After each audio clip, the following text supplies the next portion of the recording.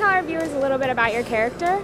Yeah. I play the character of Libby, who works at a comic book store and meets Rainn's character. And through circumstance, I end up becoming his kid's sidekick, also known as Bolty, to his Crimson Bolt. And we end up setting out to fight evil together and get his wife back, played by Liv Tyler. And Libby is a little extreme and very violent and kind of a psychopath. I know that whole role is very different from anything you've ever played before. Can you tell me a little bit about your experience, playing the other side of the acting spectrum and how that was for you? Well, it's interesting playing this character because it's very much departure from myself and is very extreme in many ways. And as an actor, you have to make very distinct choices and sort of just trust that it's going to work out. But, James is someone that I have so much trust in, as well as Rainn. So the environment on set was amazing, and I just have a lot of gratitude for being in the movie. And I had so much fun making it, and I know we all had so much fun making it, and I hope that that's what people get out of it, and I just hope they have a really good time watching it. Can you tell me a little bit about what drove you to write this film and what kind of inspired you? Yeah, I think that, Super is a story about a guy who without powers who becomes a superhero.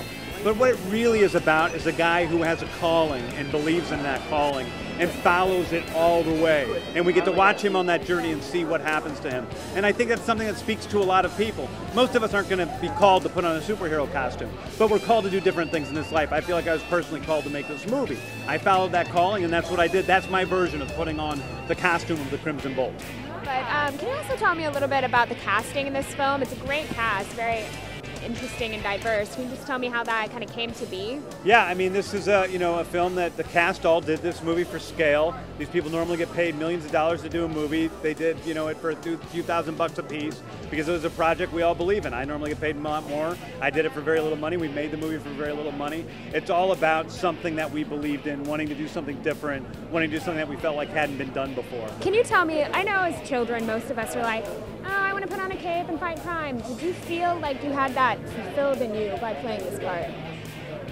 I didn't really because, well, first of all, there's no cape. For capes and superheroes are pretty silly. Why do they have a cape?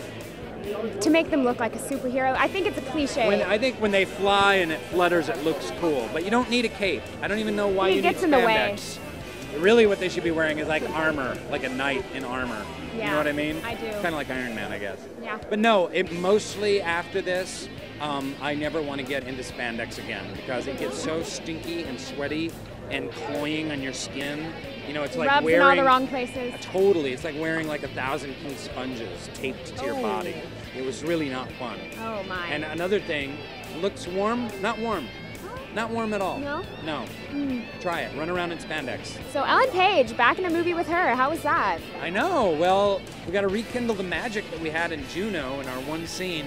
But it was funny because when we were putting this movie together, we were like, we really need an Ellen Page type to play the role of Libby, who's an even more sociopathic superhero. So who better than Ellen Page? And then we went to Ellen Page, and she loved it and signed on. So we were really psyched about that.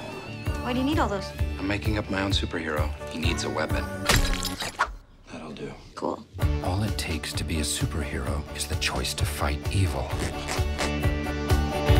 Shut up, crime.